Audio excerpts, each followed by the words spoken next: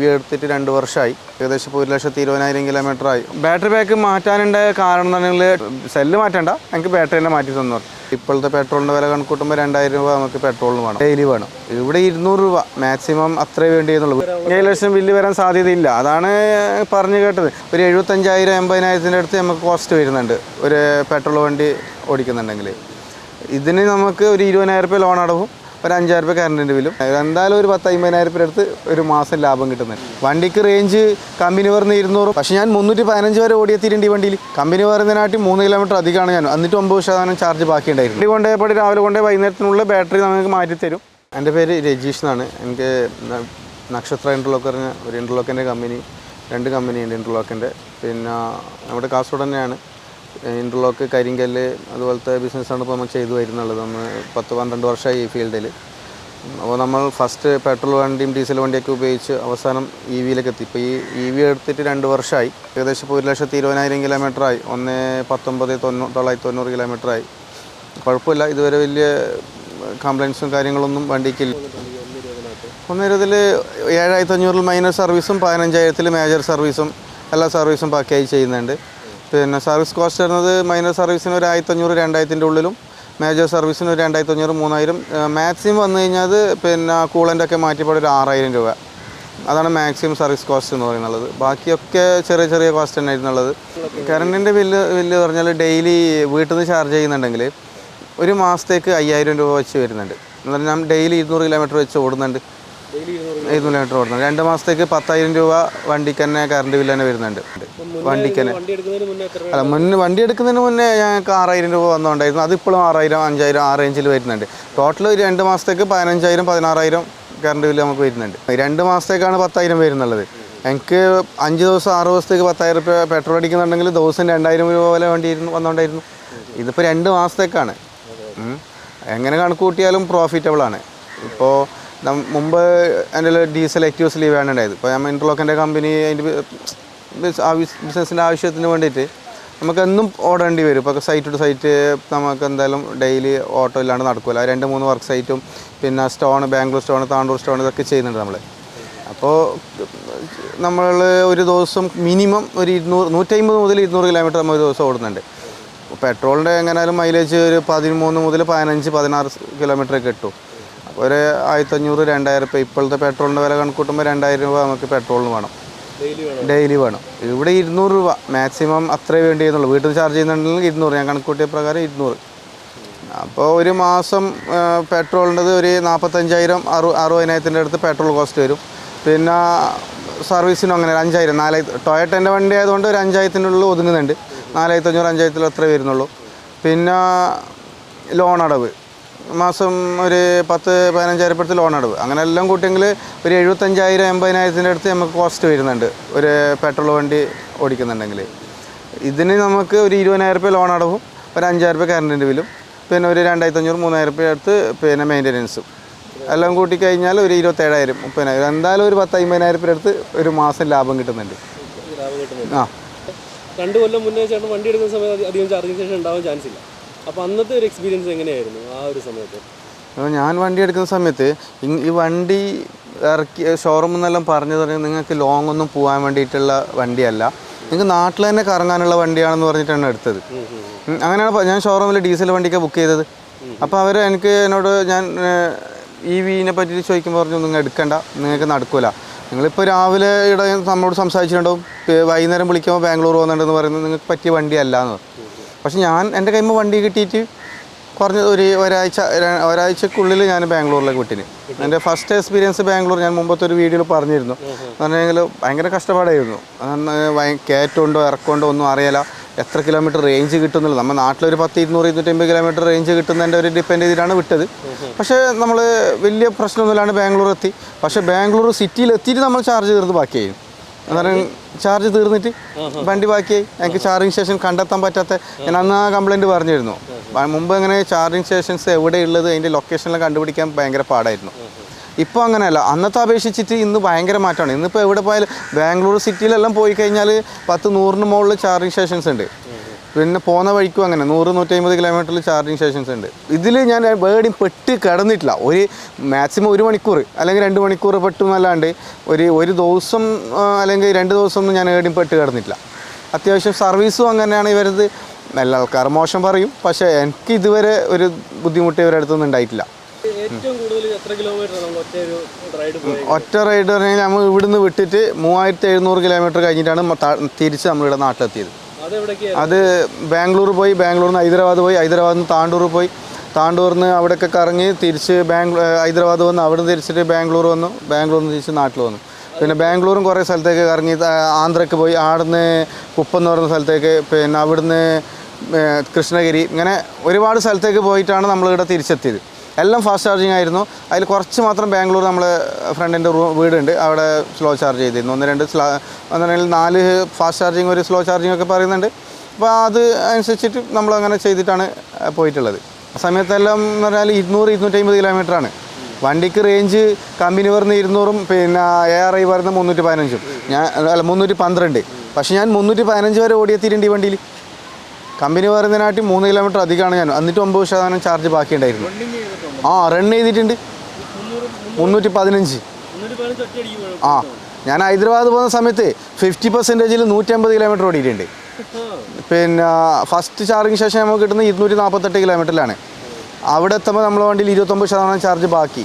248 kilometre ഓടിയിട്ട് 28% charge ബാക്കി. രണ്ടാമത്തെ ചാർജിങ് ശേഷം കിട്ടുന്നത് 278 കിലോമീറ്ററിലാണ്. അവിടെ എത്തുമ്പോൾ 22% ചാർജ് ബാക്കി. അയാൾ നല്ല റേഞ്ച് കിട്ടിയിട്ടുണ്ട് വണ്ടിക്ക്. ഇപ്പോഴും ഞാൻ റേഞ്ചിനൊന്നും കുഴപ്പമില്ല, വണ്ടിക്ക് വലിയ പ്രശ്നമൊന്നുമില്ല. പിന്നെ ബുദ്ധിമുട്ടെന്ന് പറഞ്ഞാൽ ഈ ചാർജ് ചെയ്യാനുള്ള വെയിറ്റ്, പിന്നെ നമ്മൾ പെട്ടെന്നുള്ളൊരു യാത്രയൊന്നും പ്ലാൻ ചെയ്യാൻ പറ്റില്ല. EV എടുക്കുമ്പോൾ നമുക്ക് യാത്ര പ്ലാൻ ചെയ്തിട്ടേ പോകാൻ പറ്റൂ. സഡൻലി ഇപ്പോൾ ഞങ്ങളൊക്കെ പോകാൻ തുടങ്ങി, അങ്ങനെ വണ്ടി എടുത്ത് പ്ലാൻ ചെയ്തേ പോകാൻ പറ്റൂ. പിന്നെ കുറച്ച് ഇതിൻ്റെ കാര്യങ്ങൾ പഠിക്കാനുണ്ട്, വണ്ടീനെ പറ്റിയിട്ട്, വണ്ടി ഡ്രൈവ് ചെയ്യുന്നതിനെ പറ്റിയിട്ട്. ഇപ്പോൾ വണ്ടി രാവിലെ ചിലപ്പോൾ ഓൺ ചെയ്താൽ നമ്മുടെ ക്ലസ്റ്റർ മീറ്ററിൽ 320 കാണിക്കും. എൻ്റെ വണ്ടിക്ക് 320 റേഞ്ച് വന്നു എന്ന് വിചാരിച്ചിട്ട് വണ്ടി എടുത്ത് പോയാൽ 150 ബാക്കിയാവും. അത് ഓടിക്കുന്നതിനുള്ള ആ ഒരു ട്രിക്സ് ഉണ്ടല്ലോ, അത് കാൽക്കുലേറ്റ് ചെയ്തിട്ട് മാത്രമേ നമുക്ക് വണ്ടി ഓടിക്കാൻ പറ്റൂ. ബുദ്ധിമുട്ട് വന്നിട്ടില്ല. കംപ്ലയിൻസ് ഉണ്ടോ ചോദിച്ചാൽ ഒന്ന് ചെറിയ കംപ്ലയിൻസ് വന്നിട്ടുണ്ടായിരുന്നു. ഇപ്പോൾ എൻ്റെ ബാറ്ററി പാക്ക് ഇപ്പോൾ 1,98,000 കിലോമീറ്ററിൽ എൻ്റെ ബാറ്ററി പാക്ക് മാറ്റി തന്നിരുന്നു. അത് ഫ്രീ ആയിട്ട് മാറ്റി തന്നിരുന്നു. ഇല്ല, ഒരു 3 ദിവസം ബാറ്ററി പാക്ക് മാറ്റി തന്നു. പിന്നെ 3 ദിവസം വേണ്ടി വന്നിട്ടില്ലേന്ന്, ഇല്ല 2 ദിവസം. അപ്പോൾ 2 ദിവസം കൊണ്ട് എനിക്ക് ബാറ്ററി പാക്ക് മാറ്റി തന്നിരുന്നു. അത് പിന്നെ ബാറ്ററിക്ക് റേഞ്ചിൻ്റെ കുറവൊന്നും വന്നതല്ല, അത് ചാർജിങ്ങിൻ്റെ ഇഷ്യൂ വന്നതുകൊണ്ട്, സോഫ്റ്റ്വെയർ എന്തോ ഇഷ്യൂ വന്നതുകൊണ്ട് അവർ പിന്നെ ബാറ്ററി പാക്ക് മാറ്റി തന്നത്. പിന്നെ ഒരു പ്രാവശ്യം നമ്മൾ അതിൻ്റെ ആക്ച്വേറ്റർ എന്നൊരു സാധനം മഴക്കാലത്ത് കംപ്ലൈൻറ്റ് വരുന്നുണ്ട്. ഈ നമ്മൾ ഈ ചാർജ് കുത്തുന്ന ആക്ച്വേറ്റർ ഉണ്ടല്ലോ, ആ സാധനം സ്റ്റക്ക് ആവുന്നത്, അത് കംപ്ലൈൻറ്റ് ആവുന്നുണ്ട്. അത് നമ്മൾ എല്ലാ വണ്ടിക്കൊണ്ട് അത് എൻ്റെ ഇപ്പോൾ ഏകദേശം ഒരു 7 എണ്ണം മാറ്റി തന്നു. എങ്ങനെ ഡ്രൈവ് ചെയ്യണമെന്ന് പറഞ്ഞാൽ നമ്മൾ ഒരു ആവറേജ് സ്പീഡിലേക്ക് വണ്ടി എത്തിക്കാം. ഒരു 60-70 സ്പീഡിലേക്ക് വണ്ടി എത്തി കഴിഞ്ഞാൽ റോഡിൻ്റെ ഇത് നോക്കണം. പിന്നെ ഹൈവേ ആണ്, നല്ല റോഡാണെങ്കിൽ, ഇപ്പോൾ സിറ്റിയിലൊക്കെ ആണെങ്കിൽ 60-70 എത്തിക്കാൻ പറ്റില്ല, നമുക്കൊരു കൺട്രോൾ ചെയ്ത് പോകാനും പറ്റില്ല. ഞാൻ ഉദ്ദേശിക്കുന്നത് പറഞ്ഞെങ്കിൽ നല്ല ലോങ് ഡ്രൈവിലാണ് അത് മെയിൻറ്റെയിൻ ചെയ്യും. ഇപ്പോൾ നമുക്ക് ക്രൂയിസ് ഉണ്ട്, ക്രൂയിസ് ഇട്ടാൽ മതി. പക്ഷേ ക്രൂയിസ് ഇട്ട് കഴിഞ്ഞാൽ ബുദ്ധിമുട്ടുണ്ടെങ്കിൽ ചെറിയ കയറ്റം വരുമ്പോൾ ഇത് ആക്സിലേറ്റർ 60 സ്പീഡ് മെയിൻറ്റെയിൻ ചെയ്യാൻ വേണ്ടിയിട്ട് ആക്സിലേറ്റർ നല്ല ഇതാവും. അപ്പോൾ ചാർജ് കുറച്ച് അധികം പോകും. പക്ഷെ നമുക്ക് കാലിൽ തന്നെ ആ ആക്സിലേറ്റർ കൺട്രോൾ ചെയ്യാൻ പറ്റും. ആ ഗ്രാഫ് ഒരേ ലെവലിൽ പിടിക്കുക. അപ്പോൾ നമ്മൾ സ്പീഡ് കുറയില്ല. കയറ്റം വരുമ്പോൾ മെല്ലെ ആക്സിലേറ്റർ പ്രസ് ചെയ്ത് കൊടുക്കുക. പിന്നെ ലെവൽ റോഡിലും ഇറക്കത്തിലും ആക്സിലേറ്റർ അങ്ങനെ തന്നെ കൺട്രോൾ ചെയ്ത് പിടിക്കുക. അപ്പോൾ വണ്ടി അത്യാവശ്യം ഈ 60 മുതൽ 80 ആ റേഞ്ച് അതേ സ്പീഡ് വണ്ടി കവർ ചെയ്യുകയും ചെയ്യും. പിന്നെ നമുക്ക് നല്ല റേഞ്ച് കിട്ടും ചെയ്യും. 1% ഒരു 3-4 കിലോമീറ്ററൊക്കെ കിട്ടും. ചില റോഡിൽ 6 കിലോമീറ്റർ കിട്ടും. അപ്പോൾ കയറ്റം കയറുമ്പോൾ അത് നമുക്ക് കുറഞ്ഞ ഇത് മെയിൻറ്റെയിൻ ആയിട്ട് ഒരു 300 കിലോമീറ്റർ ആവറേജ് നമുക്ക് പിടിക്കാൻ പറ്റും. പക്ഷേ നല്ല ഇപ്പോൾ 6 ലൈൻ ഹൈവേയിലായി ആണെങ്കിൽ പിന്നെ നമുക്ക് പേടിക്കാൻ ടെൻഷനില്ല. ഇപ്പോൾ ഞാൻ ഹൈദരാബാദ് പോകുമ്പോൾ ഒക്കെ നമുക്ക് ഈ 50%-ൽ 150 കിലോമീറ്ററൊക്കെ കിട്ടിയത് അങ്ങനെയാണ്. ആക്സിലേറ്റർ കൺട്രോൾ ചെയ്ത് പോയി കഴിഞ്ഞാൽ നല്ല സ്പീഡ് 80 സ്പീഡിലുണ്ട് വണ്ടി. അപ്പോൾ എല്ലാവരും ചോദിക്കും, നിങ്ങൾ 40-ൽ പോയതാണോ 20-ൽ പോയതാണോ? അല്ല, 80 കിലോമീറ്റർ സ്പീഡിലാണെങ്കിലും 100 കിലോമീറ്റർ സ്പീഡിലാണെങ്കിലും ആ സ്പീഡ് എത്തിയതിന് ശേഷം ആക്സിലേറ്റർ ജസ്റ്റ് ഒന്ന് കൺട്രോൾ ചെയ്യുക. അപ്പോൾ ഓട്ടോമാറ്റിക്കായിട്ട് അത് ഇതാവും. അല്ല, ക്രൂയിസ് ചെയ്യുന്നുണ്ടെങ്കിൽ ക്രൂയിസ് 110-ലേക്ക് കയറ്റാം, എന്നിട്ട് മെല്ലെ കുറക്കാം. ഒരു 100-ലേക്ക് അപ്പം തന്നെ കയറ്റിയിട്ട് കുറച്ച് കഴിഞ്ഞെങ്കിൽ ആ ആക്സിലേറ്റർ അതേപോലെ കൺട്രോൾ ആവും. ഇപ്പോൾ ഞങ്ങൾ ലാസ്റ്റ് ബാംഗ്ലൂരിൽ നിന്ന് വരുമ്പോൾ പുതിയ എക്സ്പ്രസ് ഹൈവേ ആയിട്ടുണ്ട്. അതിൽ ഞങ്ങൾ 110 സ്പീഡിലാണ് വന്നത്. പക്ഷെ മുമ്പ് വരുമ്പോൾ ഉണ്ടാകുന്ന അതേ റേഞ്ചിലൊന്നും വ്യത്യാസമൊന്നും വന്നിട്ടില്ല. അപ്പോൾ നമ്മത് ക്രൂസ് കൺട്രോൾ ഇട്ടിട്ട് വന്നത്. പിന്നെ ഇവിടെ നിന്ന് കേരളത്തിൽ ക്രൂസ് ഇടാൻ നമുക്ക് പറ്റാനില്ല. അതിനിപ്പോൾ ഈ ഹൈവേ ആയിട്ടാവണം നമുക്ക് ക്രൂസ് ഇട്ട് പോകാനെങ്കിൽ കയറണ്ടേ. കസ്റ്റമർ കെയർ അവരെല്ലാം ഹിന്ദിക്കാരാണ് നമ്മളെ കോൺടാക്ട് ചെയ്തുകൊണ്ടിരുന്നത്. അവർക്കാണെങ്കിൽ നമ്മൾ പറയുന്നത് നമ്മൾ ഹിന്ദി ചിലപ്പോൾ അവർക്ക് മനസ്സിലാവാതെ കഴിഞ്ഞിട്ടായിരിക്കും, അതല്ല അവർക്ക് പിന്നെ ഇതിനെ പറ്റിയിട്ട് വലിയ ഐഡിയ ഇല്ലാത്തതുകൊണ്ടായിരിക്കാം. നമ്മൾ പറയുന്ന ഒന്നും അവർക്ക് ഇത് മനസ്സിലായിക്കൊണ്ടായിട്ടില്ല. നമ്മൾ ഇത് ചാർജ് ഇല്ല, നമുക്ക് ചാർജിങ് സ്റ്റേഷനിലേക്ക് ലൊക്കേഷൻ കിട്ടുന്നില്ല എന്നൊക്കെ പറയുമ്പോൾ, ഇത് ഒരു സിറ്റിയിൽ ബാംഗ്ലൂർ പോലത്തെ സിറ്റിയിലൊക്കെ ആണെങ്കിൽ എൻ്റെ വണ്ടിയിൽ 25% ചാർജ് ഉണ്ടായിരുന്നു. ചാർജിങ് സ്റ്റേഷൻ തപ്പിയിട്ട് 5%-ലേക്ക് എത്തി. ഞാൻ ഏകദേശം ഒരു 30-40 കിലോമീറ്ററോളം ആ ടൗണിൽ സിറ്റിയിൽ കറങ്ങാണ്. അപ്പോൾ ഞാൻ ഓരോ പ്രാവശ്യം ഈ കസ്റ്റമർ കെയറിൽ വിളിച്ചിട്ടാകുമ്പോൾ അവർ പറയുന്നത് നിങ്ങളെ ടോയിങ് ചെയ്യാം, നിങ്ങളെ ചാർജിങ് സ്റ്റേഷൻ ടോയ് ചെയ്തിട്ട് എത്തിക്കാന്ന്. കെട്ടി വലിച്ചിട്ട് കൊണ്ടുപോകേണ്ട ആവശ്യമില്ല. ഞാൻ ഇന്ന സ്ഥലത്തുണ്ട്, എനിക്ക് ആ ചാർജിങ് ഒരു കസ്റ്റമറെ അല്ലെങ്കിൽ ഒരു ആ ഷോറൂമിൽ തന്നെ ആളെ നമ്പർ തരാം, അതല്ലെങ്കിൽ ആ ചാർജിങ് സ്റ്റേഷൻ്റെ അടുത്തുള്ള എന്തെങ്കിലും ഒരു ലൊക്കേഷൻ അയച്ചതാന്ന് പറഞ്ഞു കഴിഞ്ഞാൽ അവരത് ചെയ്യുന്നില്ല. അവർ ആപ്പിൽ ലൊക്കേഷൻ ഉണ്ട്, ആപ്പിലുള്ള ലൊക്കേഷനിൽ കിട്ടാത്തതുകൊണ്ടാണ് ഈ സംഭവം എന്ന് പറഞ്ഞു കഴിഞ്ഞാൽ അവർക്കത് മനസ്സിലാവുന്നില്ല. അവസാനം നമ്മൾ അവരുടെ അടുത്ത് ചൂടായി പിന്നെ ഒരു മലയാളം സംസാരിക്കുന്ന ആൾ നമ്മൾക്ക് കോൺടാക്ട് തരണം എന്ന് പറഞ്ഞ ശേഷം അവരും ഇവിടുന്ന് സപ്പി എടുത്ത ആളെ തപ്പി തന്നു. അയാളോട് കാര്യങ്ങളൊക്കെ പറഞ്ഞ് മനസ്സിലാക്കി. പിന്നെ നമുക്ക് അവർ ചാർജിങ് സ്റ്റേഷൻസ് കറക്റ്റായിട്ട് ലൊക്കേഷൻ നിങ്ങൾ ഇന്ന ഷോറൂമിൽ പോയാൽ മതി. പിന്നെ ചാർജിങ് സ്റ്റേഷൻ കൊണ്ട് വെച്ചിട്ടുള്ള ഫോട്ടോസാണ് ആപ്പിലൊക്കെ സ്റ്റാർട്ടിങ്ങിൽ ഉണ്ടായിരുന്നത്. ഇപ്പോഴാണ് പിന്നെ പ്രോപ്പറായിട്ട് ഷോറൂമിൻ്റെ അതിൻ്റെ ഫോട്ടോസ് വരാൻ തുടങ്ങിയത്. ഇപ്പോൾ കുഴപ്പമില്ല. ഇപ്പോൾ ഞാനിപ്പോൾ അടുത്ത കാലത്തൊന്നും വിളിക്കേണ്ടി വന്നില്ല. നമ്മളിതിനെ പറ്റിയിട്ട് മൊത്തത്തിൽ പഠിച്ചു. ഒരു മിഷൻ എന്താവുന്നുള്ളത്, ആ മിഷൻ എങ്ങനെ ശരിയാക്കണം എന്നുള്ളത് നമ്മൾ തന്നെ സ്വന്തമായിട്ട് പഠിച്ചു. ഇപ്പോൾ അധികം ഷോറൂമിൽ നിന്ന് എന്നെയാണ് വിളിക്കാറ്. ഇത് രജിസ്റ്റേർഡ് നമ്മളിങ്ങനെ സ്ഥലത്ത് പോയിട്ട് പെട്ടിട്ടുണ്ട്, മിഷനിൽ ഇങ്ങനെ എറർ കാണിക്കുന്നത്, എന്താ ചെയ്യേണ്ടതെന്ന്. അപ്പോൾ ഞാൻ പറയുന്നത് സൈഡിലൊരു ചുവന്ന ബട്ടൺ ഉണ്ട്, അത് ശരിക്കും അതല്ലെങ്കിൽ മിഷൻ ഓഫ് ചെയ്തിട്ട് റീകണക്ട് ആക്കാം. പിന്നെ സോഫ്റ്റ്വെയർ എന്തെങ്കിലും പ്രശ്നമാണെങ്കിൽ കസ്റ്റമർ കെയറിൽ വിളിച്ചോന്ന് പറയും. അങ്ങനെ ചെറിയ ചെറിയ ഇഷ്യൂസ് മാത്രമേ ഇതിൽ വരാറുള്ളൂ. അപ്പോൾ അതൊക്കെ നമ്മൾ ഒരുവിധം പഠിച്ചു കഴിഞ്ഞു ഇതിനെ പറ്റിയിട്ട്. പിന്നെ മുഖ്യമായിട്ട് പറയാനുള്ളതാണെങ്കിൽ ഇപ്പോൾ വണ്ടി കുറേ കൂടിയിട്ടുണ്ട്. ഇപ്പോൾ ഏകദേശം ചാർജിങ് സ്റ്റേഷൻസിലും ക്യൂ ആകാൻ തുടങ്ങി. ചാർജിങ് സ്റ്റേഷന് പിന്നെ എന്നും കൂടി ഡെവലപ്പ് ചെയ്തിട്ടില്ലെങ്കിൽ ബുദ്ധിമുട്ടാവും. കാരണം ഇപ്പോൾ കാസർഗോഡ് തന്നെ ക്യൂ തുടങ്ങി. കാസർഗോഡ് 2 ചാർജിങ് സ്റ്റേഷൻ ഉണ്ട്. ഒന്ന് ഇതുവരെ വർക്കിംഗ് അല്ല. ഫസ്റ്റ് വന്നതാണ് ടാറ്റ പവറിൻ്റെത്. ആ മെഷീൻ ഇപ്പോൾ തുരുമ്പെടുക്കാൻ തുടങ്ങി. പിന്നെ KSEBിൻ്റെ മാവുങ്കാലിൽ ഒക്കെ വന്ന് കുറേ സ്ഥലത്ത് KSEBക്കാർ ഈ പെട്ടി കൊണ്ട് വെച്ചിട്ടുണ്ട്. പക്ഷേ പിന്നെ പേപ്പറിലും ന്യൂസിലും അതിലൊക്കെ ഭയങ്കരത്തിൽ പറയുമെങ്കിലും പക്ഷേ പ്രാവർത്തി കാണുന്നില്ല എന്നാണ് എൻ്റെ ഒരു അഭിപ്രായം. ഒരുപാട് സ്റ്റേഷൻസ് ഓഫ്ലൈനിലാണ് ഉള്ളത്. KSEBിൻ്റെ ആയിട്ട് പിന്നെ കമ്പനീസ് പ്രൈവറ്റ് കമ്പനീൻ്റെ ആയിട്ട് ടാറ്റ പവറിൻ്റെ ആയിട്ട് ആരുതായാലും പിന്നെ ചാർജിങ് സ്റ്റേഷന് ഇഷ്ടം പോലെ ഉണ്ട്. പക്ഷേ അത്യാവശ്യത്തിന് വർക്കിംഗ് ആണ് ചാർജിങ് സ്റ്റേഷൻസ് വളരെ കുറവാണ്. ആ ഒരു പ്രശ്നം അന്ന് മുതൽ ഇന്ന് വരെ അതുവരെ അത് മാറ്റിയെടുക്കാൻ പറ്റിയിട്ടില്ല. 30 ആപ്പോളം ഇപ്പോൾ ഉണ്ട്. ഇതിൽ ഞാൻ കുറേ ആപ്പ് ഡിലീറ്റ് ആക്കിയതാണ്.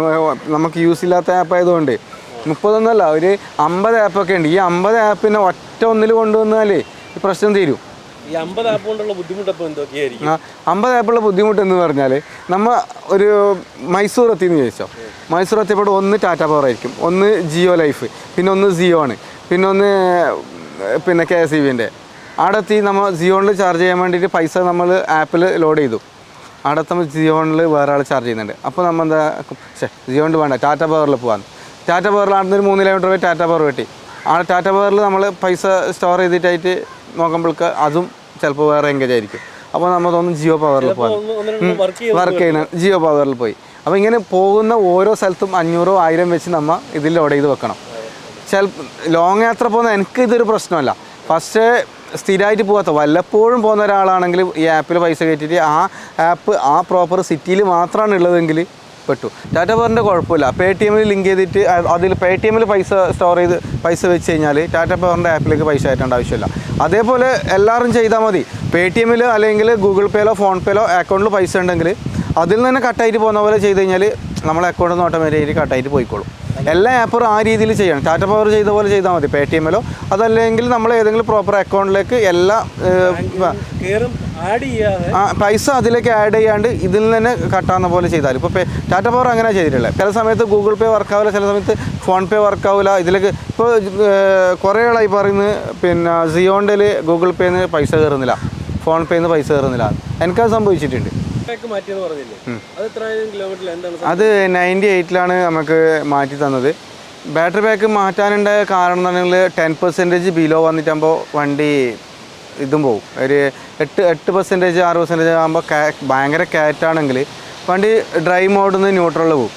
അങ്ങനത്തെ ഒരു ഇഷ്യൂ അത് വണ്ടി വാങ്ങിച്ച സമയത്തെ ഇഷ്യൂ ഉണ്ടായിരുന്നു. അന്നേരം അത് 4%-ലാണ് ഉണ്ടായിരുന്നത്. പക്ഷേ പിന്നെ അത് 8%-ലേക്ക് എത്തി. അങ്ങനെ ഞാൻ അവിടെ പോയിട്ട് അവരടുത്ത് പറയുമ്പോൾ അവർ പറഞ്ഞു അത് പിന്നെ ആദ്യം സോഫ്റ്റ്വെയർ ഇഷ്യൂ പറഞ്ഞു. പിന്നെ അവർ പറഞ്ഞു നിങ്ങളെ ബാറ്ററിൻ്റെ സെല്ല് കംപ്ലൈൻ്റ് ആയിട്ടുണ്ടെന്ന് പറഞ്ഞു, സെല്ല് മാറ്റി തരാമെന്ന് പറഞ്ഞു. അങ്ങനെ അവർ സെല്ല് മാറ്റാറിന് വണ്ടി എടുത്തിട്ട് ഞാൻ പറഞ്ഞു സെല്ല് മാറ്റണ്ട, എനിക്ക് ബാറ്ററി തന്നെ മാറ്റി തന്നു പറഞ്ഞു.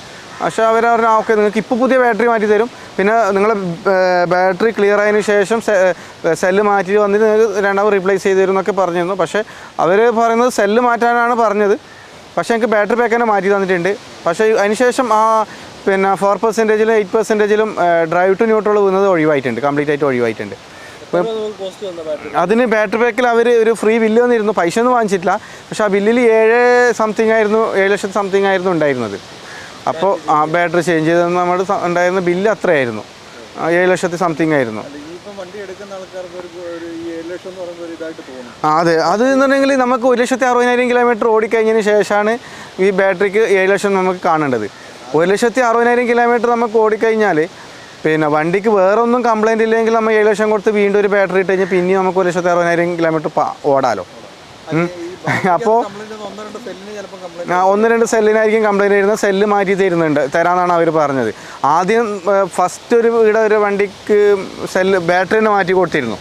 45,000 കിലോമീറ്ററിലിട്ട് അവർക്ക് എന്തോ കംപ്ലൈൻറ്റ് വന്നിട്ട് ബാറ്ററി മാറ്റിയിരുന്നു. ആ സമയത്ത് സെല്ല് മാറ്റുന്ന പരിപാടിയൊന്നും ഉണ്ടായിട്ടില്ല. സെല്ല് മാറ്റി തരാമെന്നൊന്നും പറഞ്ഞിട്ടില്ല, ബാറ്ററി തന്നെ മാറ്റി തരാമെന്നാണ് പറഞ്ഞത്. അവർക്ക് ബാറ്ററിയാണ് മാറ്റി കൊടുത്തത്. ഇപ്പോൾ എനിക്കാണെങ്കിൽ സെല്ല് മാറ്റി തരാമെന്നാണ് പറഞ്ഞത്. ഇപ്പോൾ ഇതിൻ്റെ ഇടയ്ക്ക് വേറെ ഏതോ ഒരു കസ്റ്റമർ ഇതുപോലെ പറഞ്ഞു എൻ്റെ ബാറ്ററിൻ്റെ സെല്ല് കംപ്ലൈൻറ്റ് ആയി, സെല്ല് മാറ്റി തരാമെന്ന് പറഞ്ഞാണ് അവരും പറഞ്ഞത്. അപ്പോൾ സെല്ല് മാറ്റുന്ന പരിപാടി തുടങ്ങിയിട്ടുണ്ട്. അങ്ങനെയാണെങ്കിൽ പിന്നെ സെല്ലിന് ഒരു 5,000-10,000 ആ റേഞ്ചിലേ വരാൻ സാധ്യതയുള്ളൂ. 7 ലക്ഷം ബില്ല് വരാൻ സാധ്യതയില്ല, അതാണ് പറഞ്ഞു കേട്ടത്. പക്ഷേ സെല്ല് മാറ്റുന്ന സമയത്ത് അവർ ഇവിടെ ഷോറൂമിൽ നല്ല മാറ്റുന്നത്, കമ്പനിക്ക് ബാറ്ററി അയച്ചിട്ടാണ് മാറ്റുന്നുള്ളത്. അപ്പോൾ ആ സമയത്ത് അവർ സ്പെയർ ബാറ്ററി വെച്ച് തരുമെന്നാണ് പറഞ്ഞത്. അപ്പോൾ നമ്മൾ വണ്ടി കൊണ്ടുപോയപ്പോൾ രാവിലെ കൊണ്ടുപോയി വൈകുന്നേരത്തിനുള്ള ബാറ്ററി നമുക്ക് മാറ്റിത്തരും.